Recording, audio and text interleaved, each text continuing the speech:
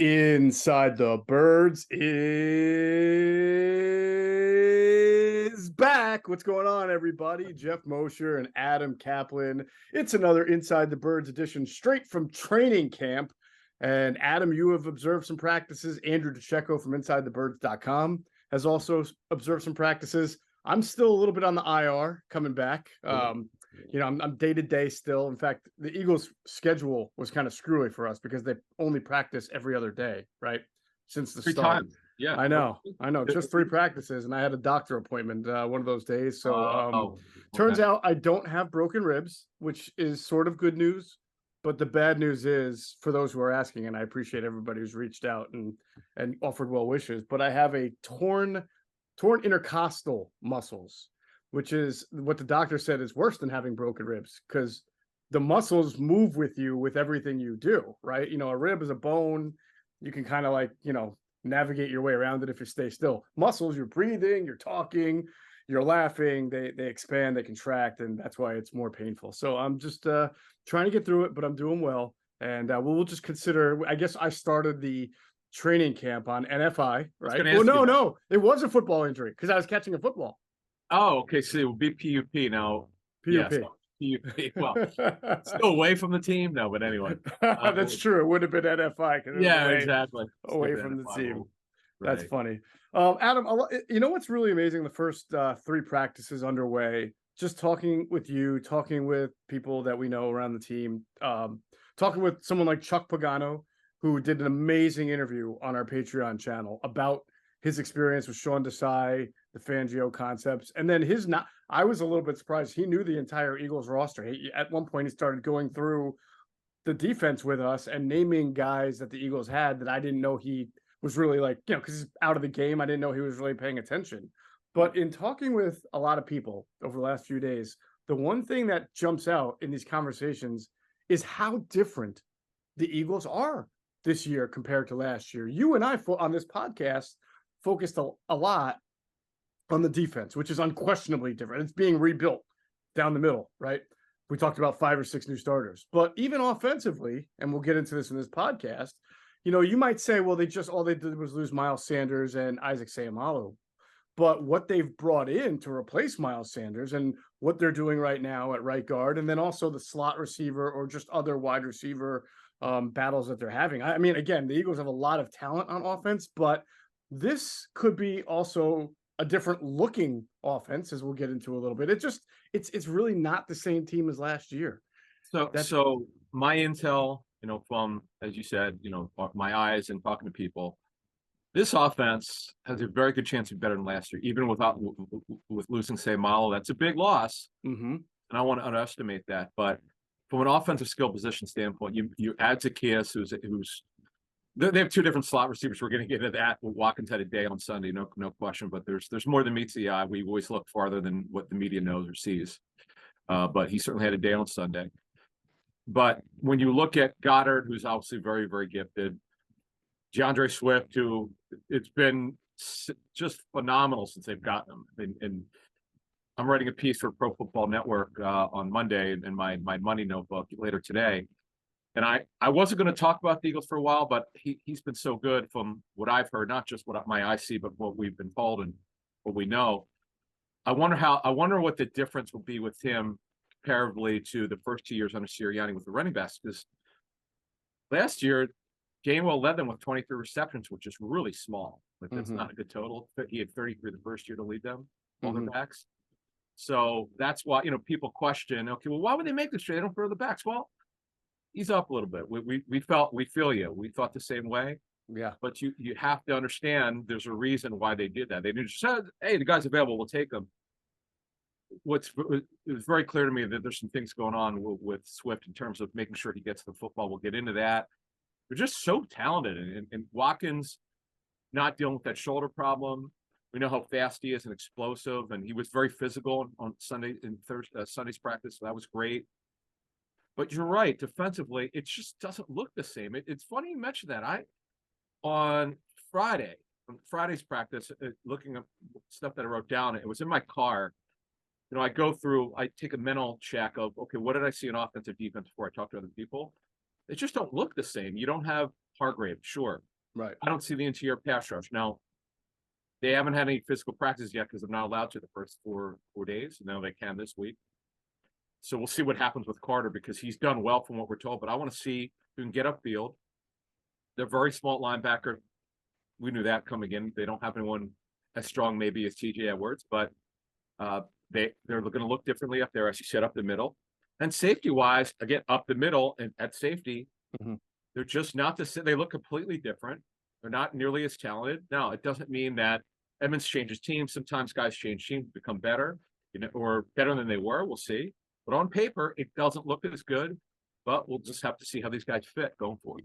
Yeah, no doubt, no doubt. By the way, Inside the Birds is presented by our friends at Ocean Casino Resort in Atlantic City. It's the exclusive Jersey Shore resort of Inside the Birds. So the biggest news surrounding the Eagles the last, 24, 48 hours really is it's not just that they're having training camp, but obviously fans very excited, and we would be remiss not to mention it here in the podcast about the return of the Kelly Green jersey. I mean, people are geeked up for that as they've been for anything around the Eagles for the last few months, and it's cool. For us, I don't think it matters as much, but we really enjoy that the fans get a kick out of it and finally they've waited a long, long time, 96, I think, to see that color on the and it's a nice reminder. This is a real one. This is a real Eagles helmet. So I am probably I just added. I'm not a collector, but I like to fill this. I like to fill my bookcases with helmets. I just got a Florida State helmet. I got a Patriots up there, a little mini helmet. But I love old school helmets, and the one I actually really want was the one from the '70s with the white helmet. When the Eagles wore the white jerseys, they wow, that'd be sweet.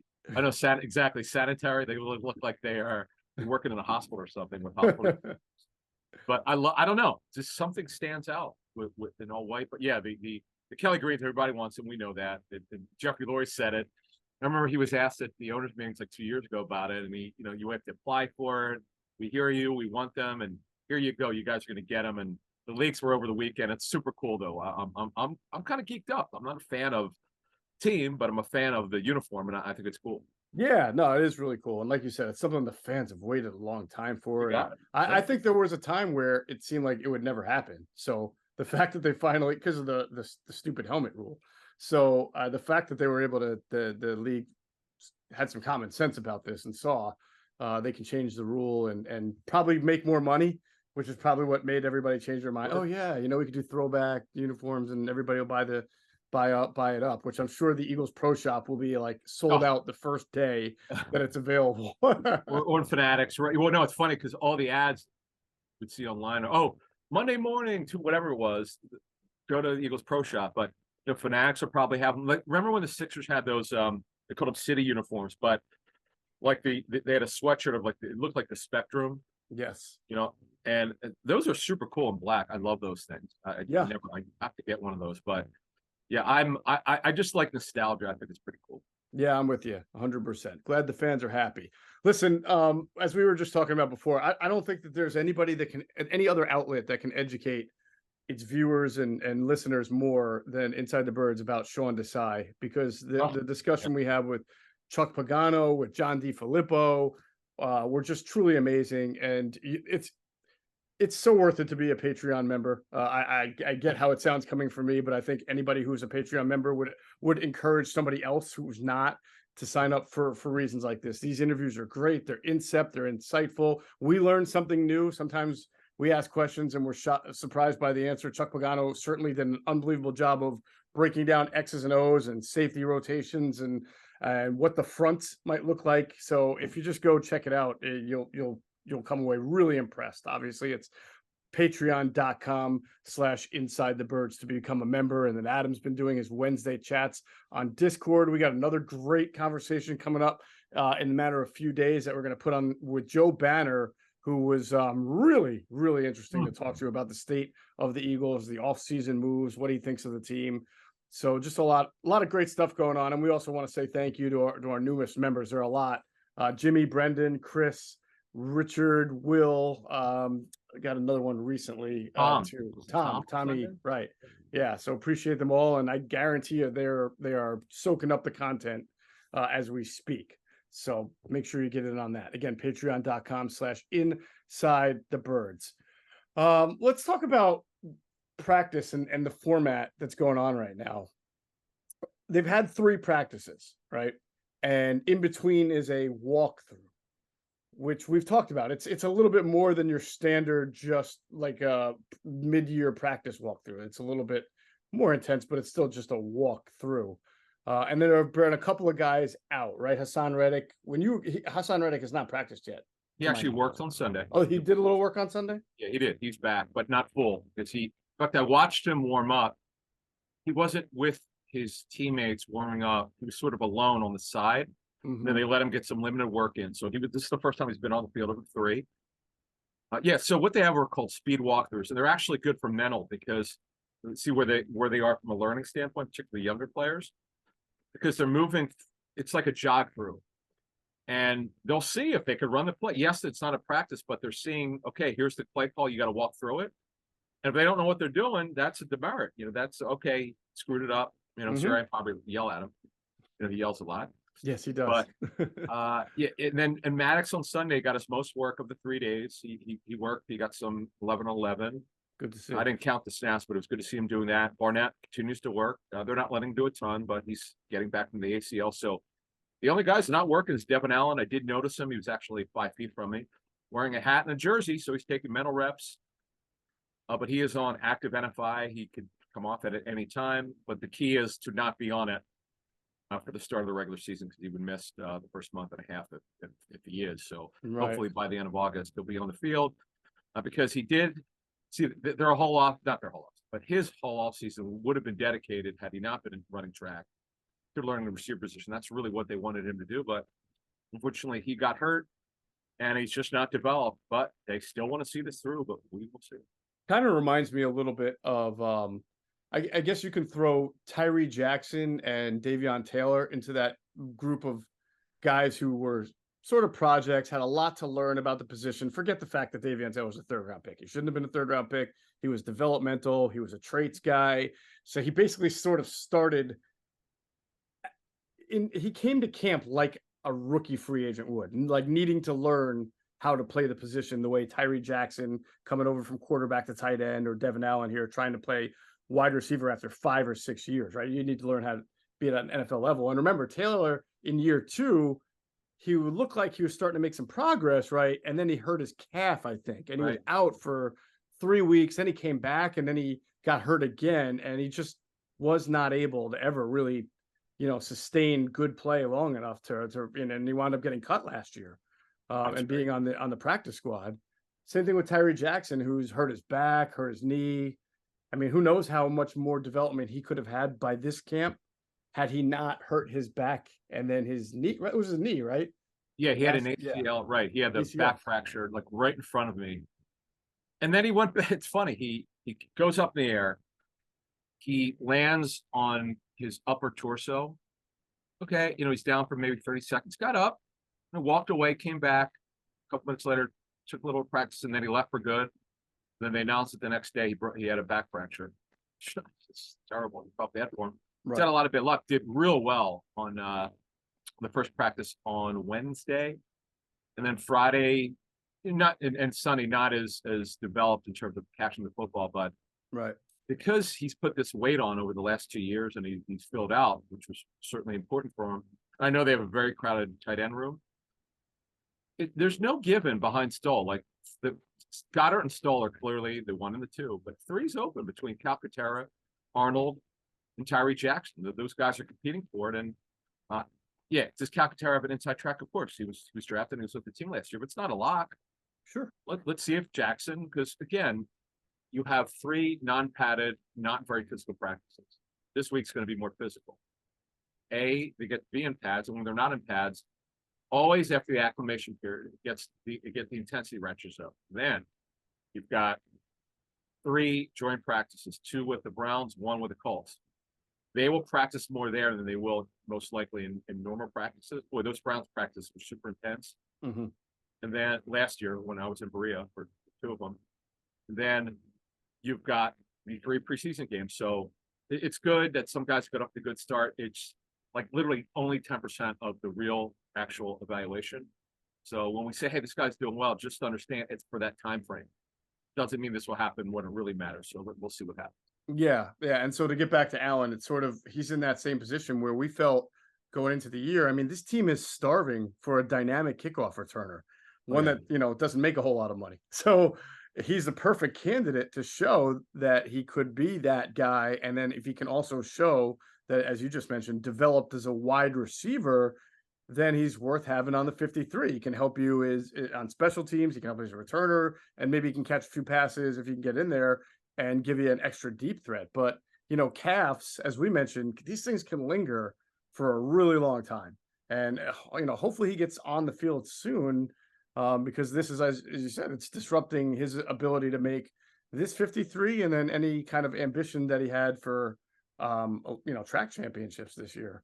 Yeah, and he's older too. He's 28 and he's 29 in December. Right. Time's running out on him. He really needs to contribute. Boston Scott did a yeoman's job, really did a nice job, seemingly out of nowhere because they were running out of options. We'll have more on Thursday's show about we're not going to go over 70 players today. We don't have 5 hours, but we're going to cover a lot of players today. We definitely will. But we'll look more to special teams on kick and punt returns and the punters on Thursday's show. But this is going to be mostly offensive defense because there's a lot to get to, and we've heard a lot and we've seen a lot, and we certainly get. Absolutely. All right. Also, it's Ocean Casino Resort's 5th birthday this summer. They can't wait to celebrate with you.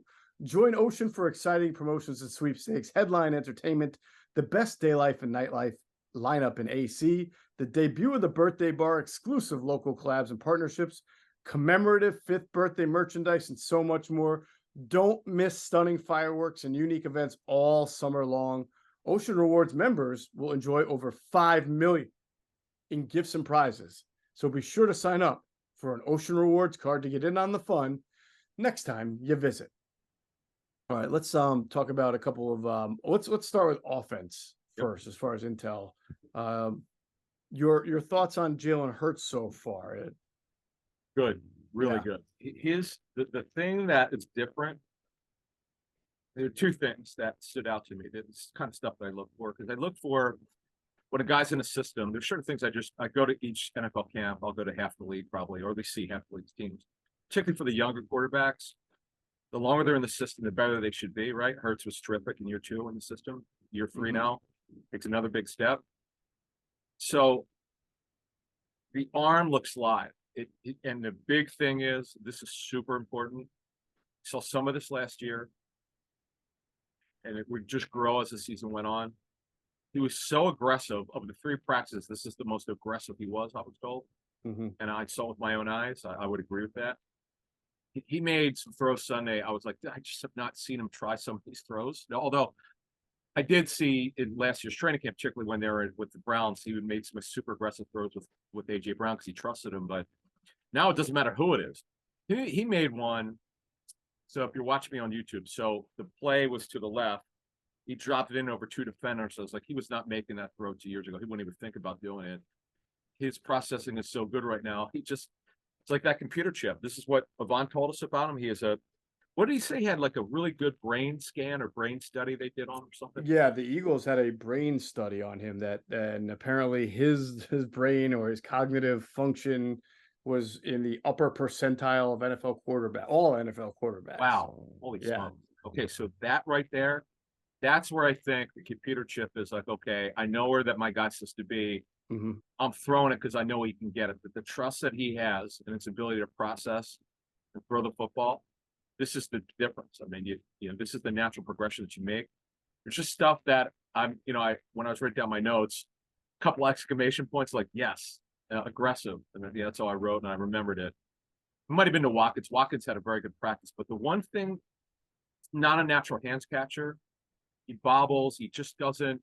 AJ Brown, yes, he has an occasional lapse of concentration, but he catches it the Chris Carter way. If you watch me on YouTube with the hands out, it's the way you're supposed to do it. Yeah. Watkins doesn't always do that. He's more of a body catcher, and that's what worries me. Where Zacchaeus, he might have had a couple drops, in practice, maybe in concentration, but he also catches it the correct way. It's just some of the things that I just see, and I just don't. I think this is something because he had some drops last year, Watkins. He gets open, and by the way, he's stronger physically. He looks like he's built better. He is strong. Like he fought through traffic really well. Yeah, he played through a shoulder injury too. What's that? Yeah, the shoulder last year, right? The one thing I do worry about is the hands not being cemented. Getting an idea of whether he's getting more of his action from the outside or the inside yet, because I know that he's been moving around. Oh, yeah, he did both. He was really good. I'll say this. He had a day. Like he was everywhere. Right. And on your question, it wasn't all vertical. It wasn't all verts. And Zacchaeus was lined mostly up in the slot. Also, Watkins in a reduced split. Mm-hmm. Reduced split for folks that we'll go. We on this show, on our shows we go inside football a lot. So yes, he was technically the outside receiver, but he was inside the numbers more. Mm-hmm. So they tighter formation. Yeah, he was the outside receiver, but he crossed. I like that. They had Goddard line up as an X receiver, even with AJ Brown in the game on the other side. Like they did, they do this stuff. Yeah. And I'll tell you, Goddard is so fluid. The only thing with him is, he's lanky. He's just not the strongest guy. He's not built like maybe some of the other NFL tight ends who might be a little bit bulkier, but he is long and he's so athletic. You just can't cover him. It's just a matter of him staying healthy. And when you talk about being healthy, that's what you wonder, is he's not ripped maybe or physically bulky as maybe some of these other guys. That's the only thing I see that is why maybe he doesn't stay as healthy. Yeah. Yeah. Well, and if he's bigger, that might help him with that issue, just on the extra pounds. Yeah.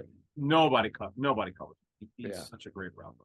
I do love when, especially against man defenses, when teams will run like bunch sets to the right, with reduced splits there, and then put the tight end at the X and make the coverage either have to go, linebacker all the way or safety out to the tight end. And then you get all your defensive backs at the bunch sets trying to communicate, figuring who's taking who. And then you just run inside zone up the middle. Yeah. Where you've cleared the area because you got everybody thinking that. And the Eagles have done that before. And with a lot of success. And sometimes the quarterback just sees the hole himself and takes it too.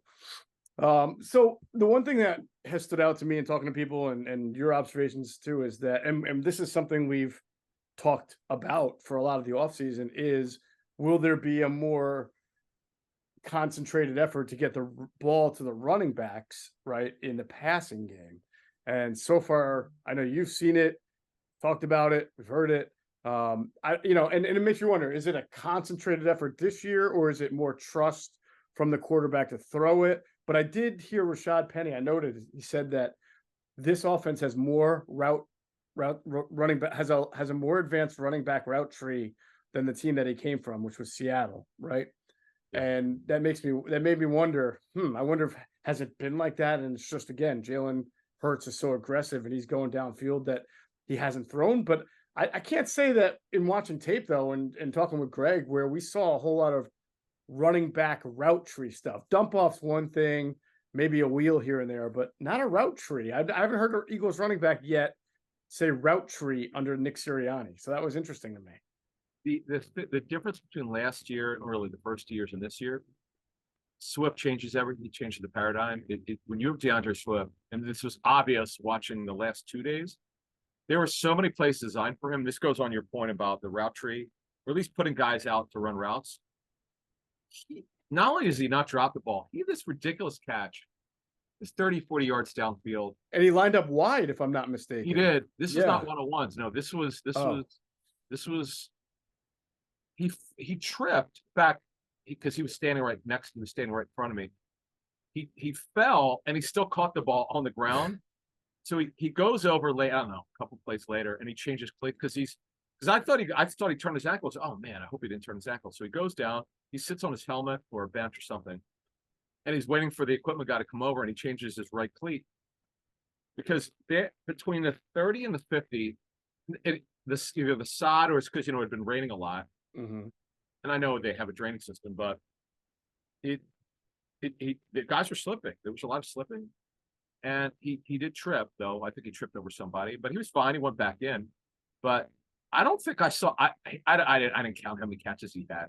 He's such a natural hands catcher, and he's so smooth. And I just I'm kind of blown away because Sanders was pretty good catching the football when he had 50 in 2019, his rookie season. Remember they actually sent him down for some deeper passes. Oh yeah. But this guy is so elusive, and the scouting term is my buddy in pro personnel told me he goes tape shows. He makes so many people miss. And ask the Eagles that week 1. Oh God. And in a variety of ways, on runs, on crossing routes. Yeah. Right. He had himself a game. Because the play you're talking about happened in 7-on-7s, if I'm not mistaken, where he lined up wide, drew Nick Morrow. It must have been man defense because Nick Morrow went out to cover him, and he just beat Morrow by a step and then made the catch as he was falling. It was unbelievable. Which, for an Eagles running back to do that, it's like, whoa. The closest we saw was Miles Sanders. Was it the Super Bowl? Where Jalen threw the ball down to Miles Sanders on the right sideline where he was wide open, right? And then didn't he have to turn around and he kind of fell and it never I can't sounds right. I don't remember exactly. Yeah. But the thing here with this situation is, and I know people were like, why would they make a trade? Because I remember the comments when they made the trade. Oh yeah, he's very talented, but they don't throw to the backs. But the one knock on Hurts wasn't just us saying it. It's what people we've spoken to mentioned the same thing, but a little bit more detailed in what the tape showed them. There would be times the backs clearly should have gotten the football, and Hurts would run because that's sometimes in his DNA.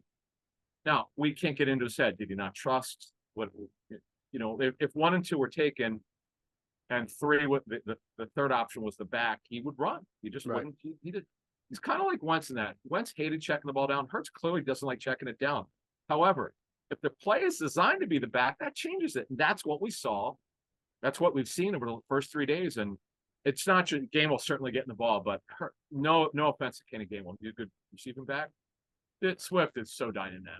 He's on another level. Exactly. Comparatively, it's not close. And then, did I see a third back get it? Boston Scott, a little bit. Sermon had a couple of nice plays. He slimmed down. He looks good. It's going to be fascinating. I know it's only practice, but the first 3 days, the amount of catches that the backs are getting, it was so noticeable. You'd have to be half asleep not to notice it. I mean, you would have. You have. It's just. It was out. It was like the most noticeable thing about their offense was the amount of times the backs caught the ball. Oh, by the way, they had a screen drill where it was really interesting. It was like 1-2, and then Hurts would throw off their opposite foot and just screen it. Ian Book was doing it. All their quarterbacks were doing it. I was like, I've not seen this before. I'm sure teams do it. I just not really seen them do that. So we'll see. You could be fooled by practices. We were fooled in year 1 when they were supposed to do mirror match coverage. We didn't learn out till later why they weren't doing as much because of they just they weren't good enough corner opposite Slay. But you're going to get fooled sometimes. But I don't think we're going to get fooled here. You're going to see this. Oh, excited for it. And to your point, I asked someone who'd know, I said, give me a couple of offensive standouts.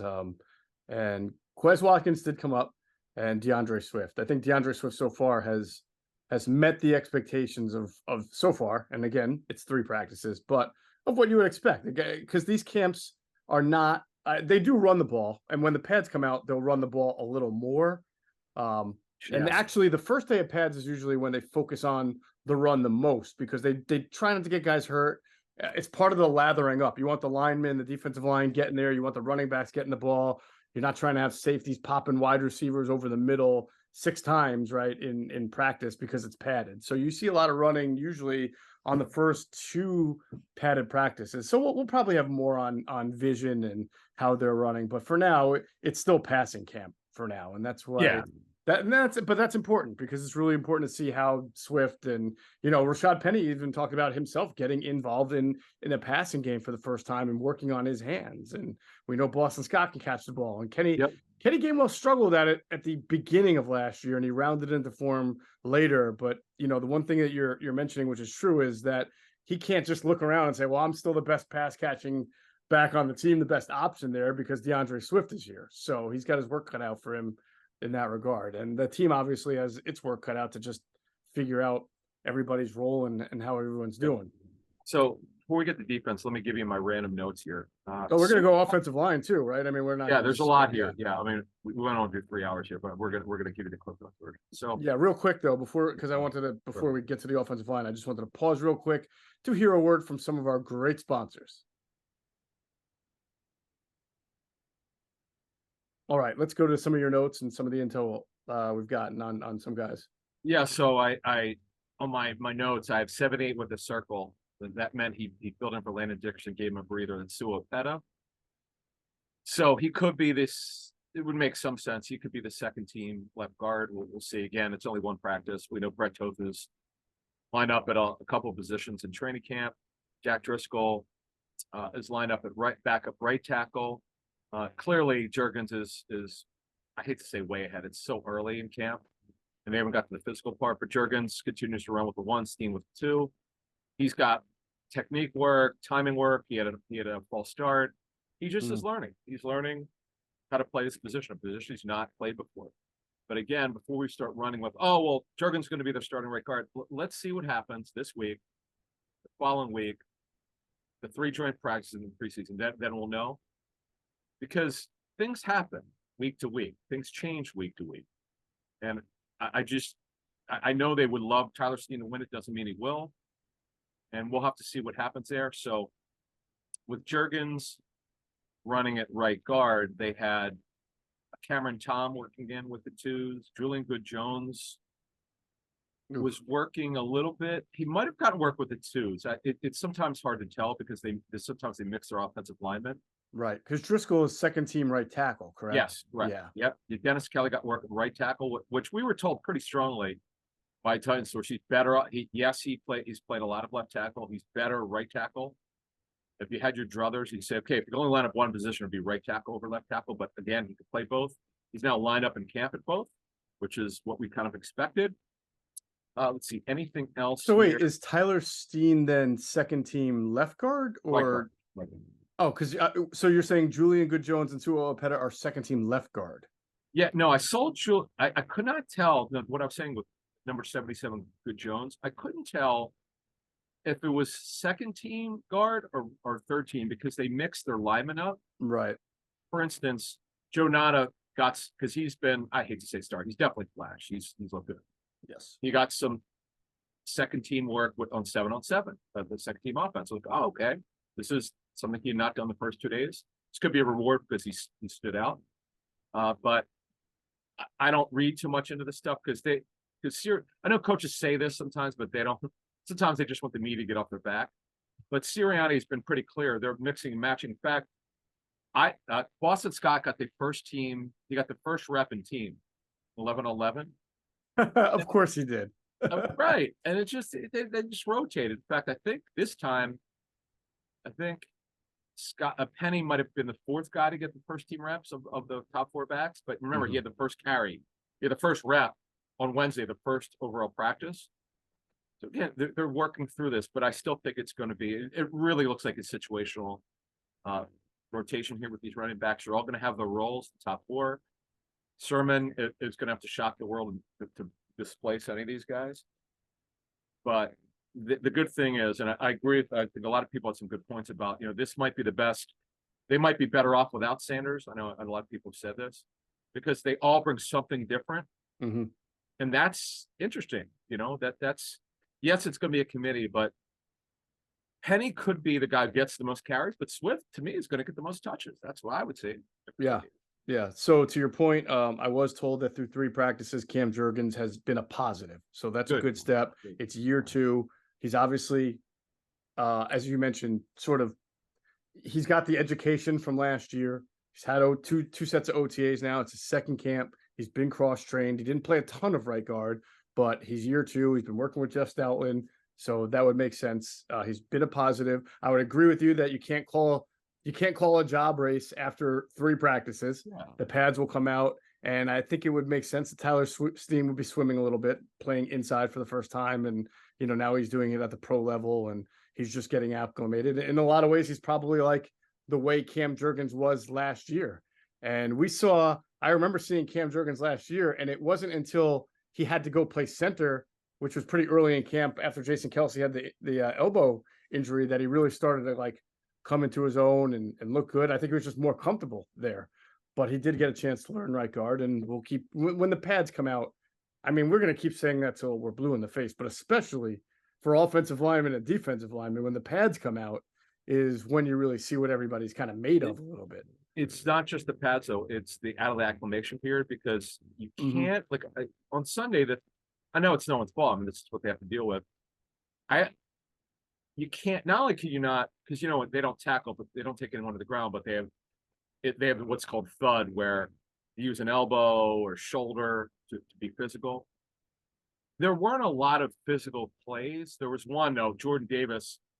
I wanted to see how he did because I had heard he slimmed down. We put this out back in the shows in March that he showed up really motivated to get his weight in order. He clearly has. He's gotten the message and he's taken everything seriously. Like I saw him stood one guy up. I thought it was really cool. So, but again, you can't. There's very little physical play allowed yet until they get out of the acclimation period. But we'll get in defense in a minute. Let's finish off offense. Britton Covey got some work as the second team slot, just a little bit. I wouldn't read into that at all, but why not mention it again? He's a big dude. He's just under 6'4", and we're gonna have to find out why, because he stood out. This is anyone who's been there knows this. He's been one of the standouts in offense, but there's a reason why he wasn't drafted. We just don't know. Other than he's not fast. I get that, but he uses body control well. So we want to see, because the number 5 job is completely open. No one's even come close to winning it. Kane's here because he knows the offense. Remember, they cut him last season. So he's got to prove himself. I know he did well in the USFL, but that doesn't unfortunately transfer to the NFL. This is the NFL. It's not a minor league. So we have to see what happens when everything gets ratcheted up this week. Other than that, it's pretty much. Nada was the guy that I picked to be the all Novacare MVP. And I just had a feeling. Okay. Because of his size, he runs well for his size. He doesn't it's not like he runs a 4.2, but he's like 215 pounds, right? So I think he ran like either a 4.5 or 4.6 at that, which is pretty good for when you're that big. And he has good body control. I mean, they were waiting for him at Clemson. Greg Cosell told us this to be like the stud of studs, the next stud of studs. It didn't happen. He had some injuries, I believe, there, but sometimes these guys put it together when they stay healthy and get to the professional level. So, he's got all the talent in the world. It wouldn't surprise me at all if he winds up being that Novacare MVP type of guy. It's so funny. So I'm standing next to the Great Mill Racing Friday's practice, and this is kind of what happens when you go to practice. You see 86 Joe Nada. I'm like, wait a minute, is that Reggie Brown? I go through my mind. He said, of course, Zach Ertz, but I do this. I go through my mind of numbers like Deion Kane on 39. I definitely was a fullback who played for the Eagles. 39. Wow. I got it. It was the guy he never made it. Stanley Havili. I thought it was 38. 38 or 39. It was one. Maybe it was 39. Wow, that's really good. I should know that. There's something wrong with me, but that is really bad. I know. I haven't even looked it up yet, but I'm guessing. But I just Stanley Havili played in the NFL, so in some regards, he's why. Barely right. He wasn't around long, but this is what happens when you go to practice. You start thinking like, for you super old schoolers, you might remember Rashad Mendenhall's brother, Walter Mendenhall, I think. Yeah.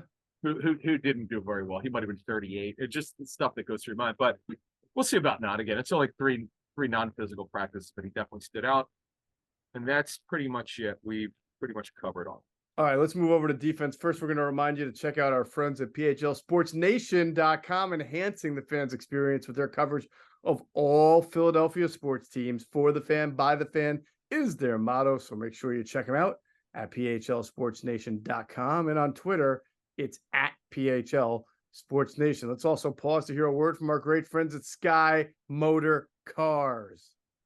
Sky Motor Cars in Westchester is a different sort of dealership.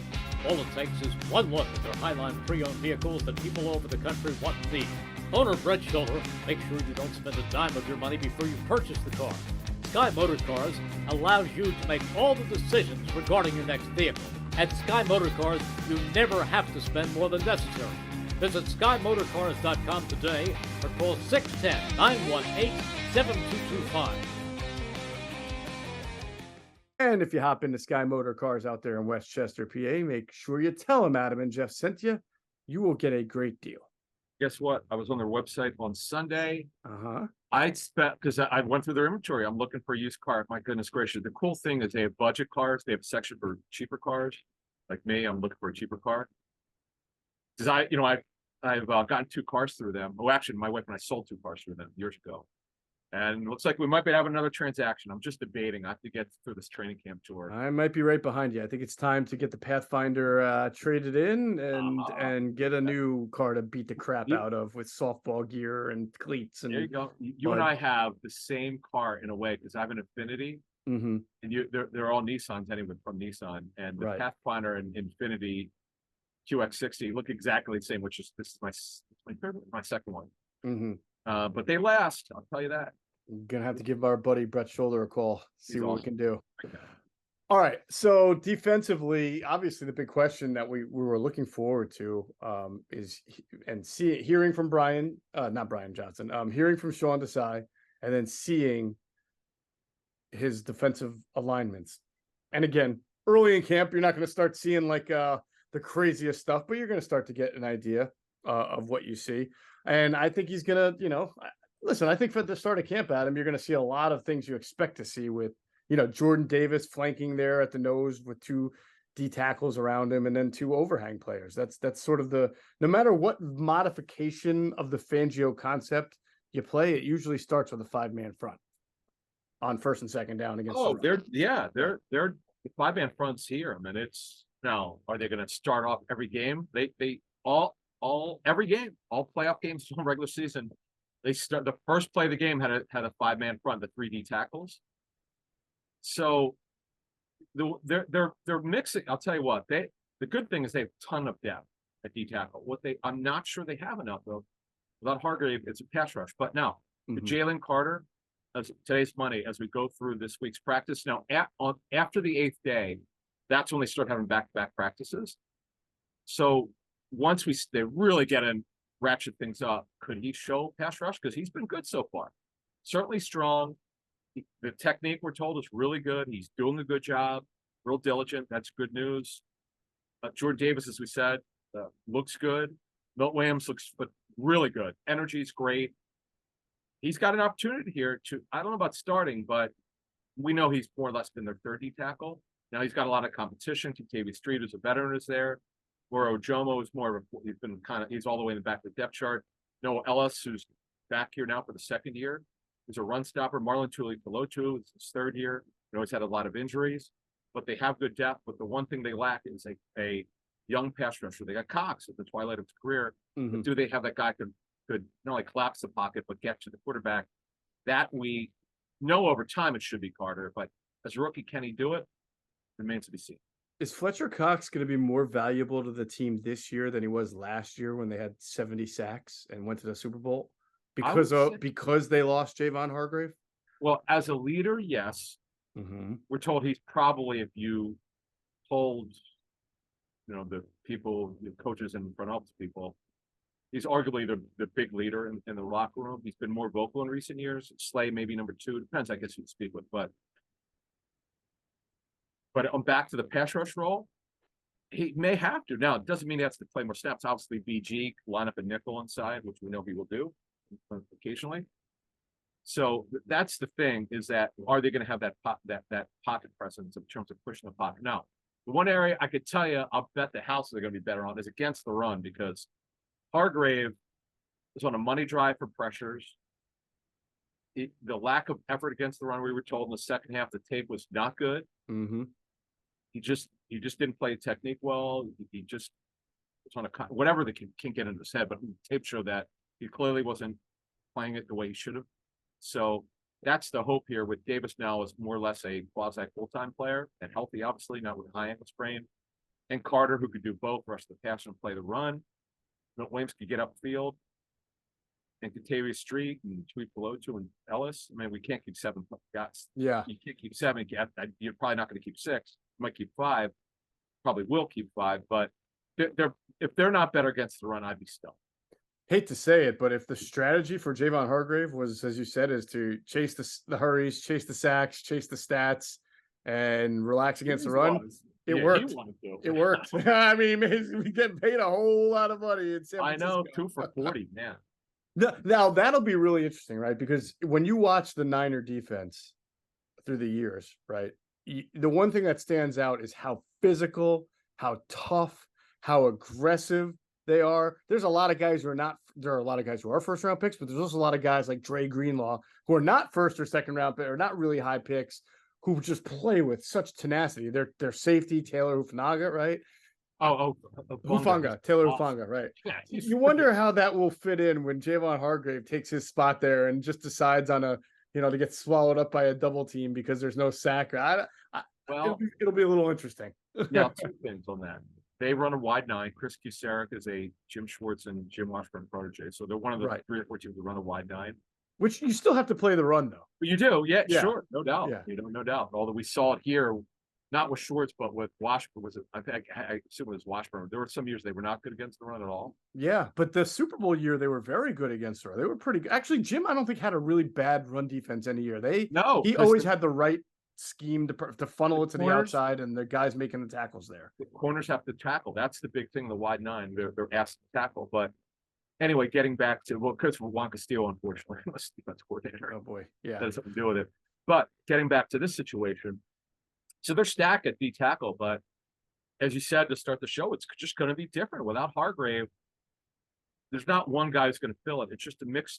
It's yes, they're going to have they're going to have 3 D tackles on the field sometimes. They're going to play a 40 front. They're going to play a 50 front. They're going to do different things, and it's going to look the same. Look, they're running the Fangio scheme. We know that, and Chuck Fangio or Chuck Logano does a phenomenal job of explaining because he knows the side worked for him for 2 years.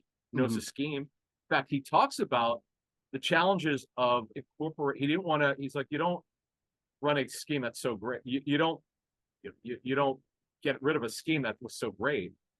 Right. He said Sean's not going to do that. He goes, he didn't do it with when he came in when Fangio became the Broncos head coach. He's like, I just had to learn it. And he talked about that. So Desai's going to run his version of it.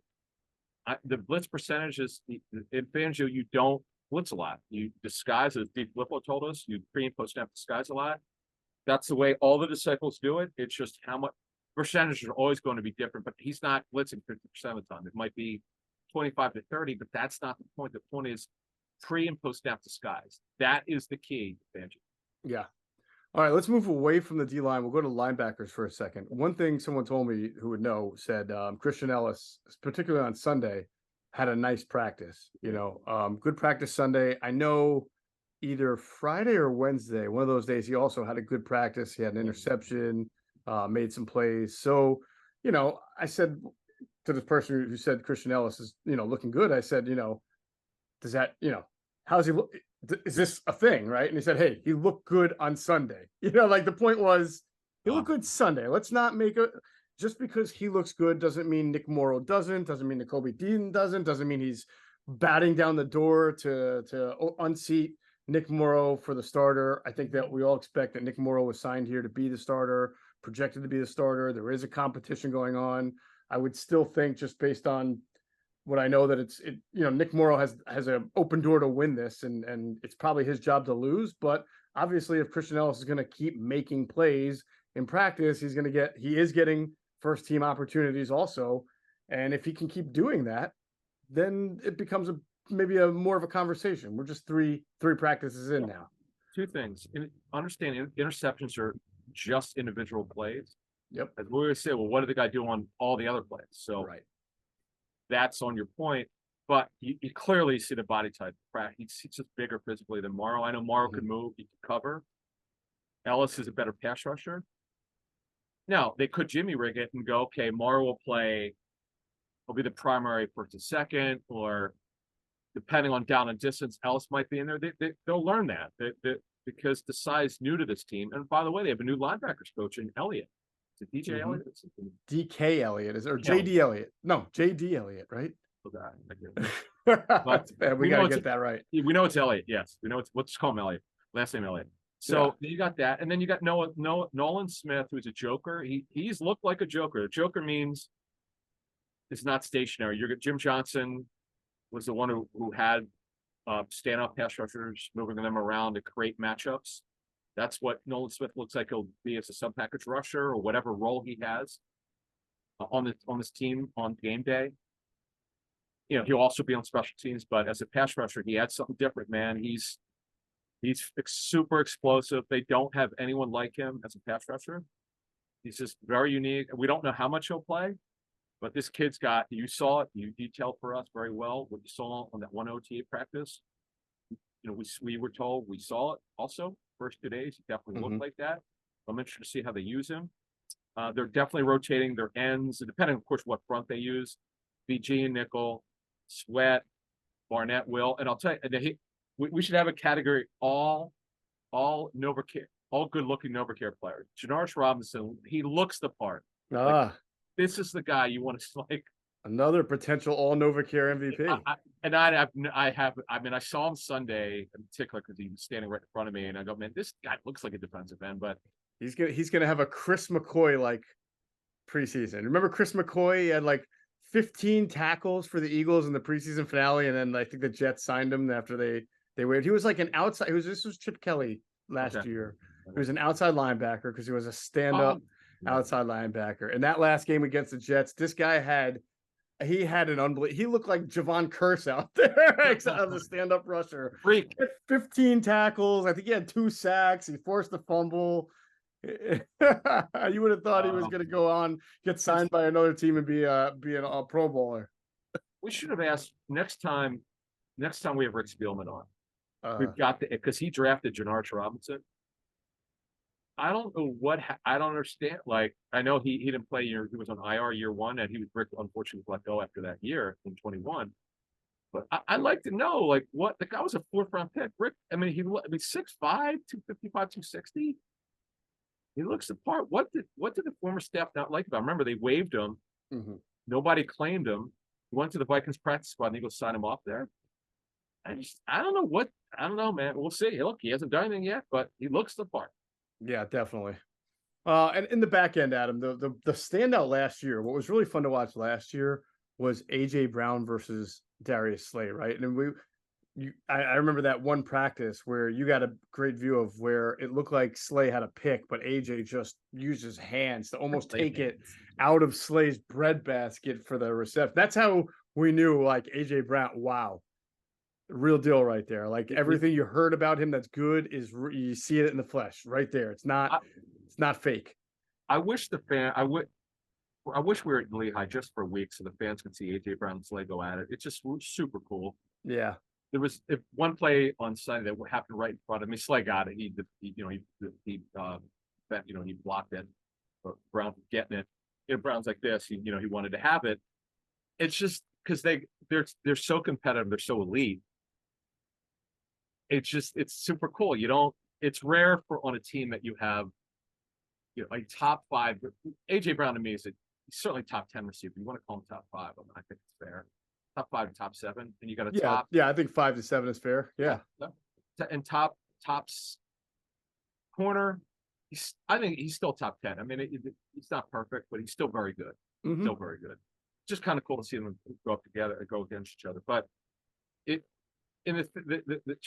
cool thing about the safety position is, so I know it's not going to be as good as last year. It can't be. I mean, Epps and Dick and Carter Johnson were really good, but it's a wide open competition. It's going to heat up.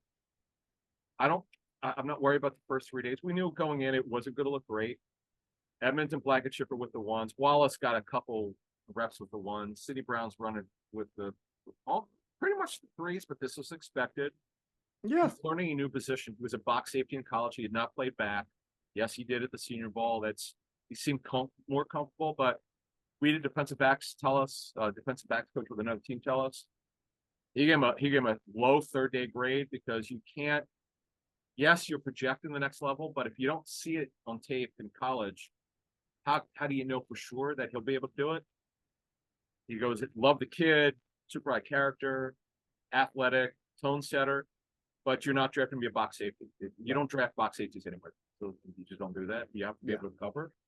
And until he shows it, the Eagles think he could do it. That's why they drafted him, but he needs to show that yet. And he's clearly in the learning phase. It's going to take a bit, so be patient. All right. He's one of the guys we're going to have our eyes on going forward. Now, you're about to embark on your NFL training camp tour. So you're going to be all across the country. And I look forward to, at some point at the end of August, doing that show that we always do, an ITB TV special with you, where you drop all sorts of knowledge that you get from other teams around the country. So Probably going to for Patreon. Yeah, I don't know that we'll oh put yeah, out. that's a good point. That's probably best for We haven't Patreon. decided. We'll decide that later, but we'll definitely do it. And I leave later today for LA. Nice. And although, you know, it's a shame. I was saying to someone with the Eagles, man, it's such a shame because Sunday was so great. Everybody knows in this area, it was 75. Oh, it was great. The weather was fantastic Oh, for once. Yeah. God, it was terrible. The humidity was awful. Right. It was in the high 80s, low 90s. Humidity was like 80, 90%. And it was 40.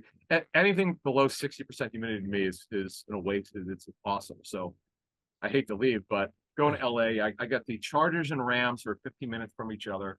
Mm-hmm. And then I go to Oxnard. Do they also practice at different times so that you can do two teams? Yes, in one it's day? funny you say that. So That's okay, great. so later today, I will see I'm going to see the Cowpokes, and then I got a 4-hour wait, and I'll probably need it with the damn traffic. Those of you in LA, you know that I'm going from Oxnard to Orange County to UC Irvine, one of the Anteaters, to see the Rams. They practice late. It's really interesting that McVay does this. I'll see the Chargers twice, only the Cowboys once, but Tony Pollard signed his franchise tender, so he's there. We'll see. And they got Diggs who signed his extension. Donovan Wilson had an injury, so he's gonna be out a while. But I'm interested to see what changes the Cowpokes made. I love how you just slid a home of the Anteaters in there for UC Irvine. Yeah. See, like home of the Anteaters, by the way. Yeah, they don't have a football team; they have a soccer team. Oh man, that's good stuff. All right, so you'll be doing your cross country gala as you do every year. On the next Inside the Birds pod, which will drop Thursday morning, we're gonna have Andrew DeCecco be a relief analyst for you, and because he's been at practices too, and he's gonna give us what he has seen through his eyes and ears and heard and everything like that. So, and I think I'll even be at practice. I'll finally be able to get to one pretty soon too. So we will have everything covered, and of course, a lot of knowledge to continue to drop here on the leading podcast for Eagles Intel. That'll do it. And of course, we thank you for flying with us inside the bird.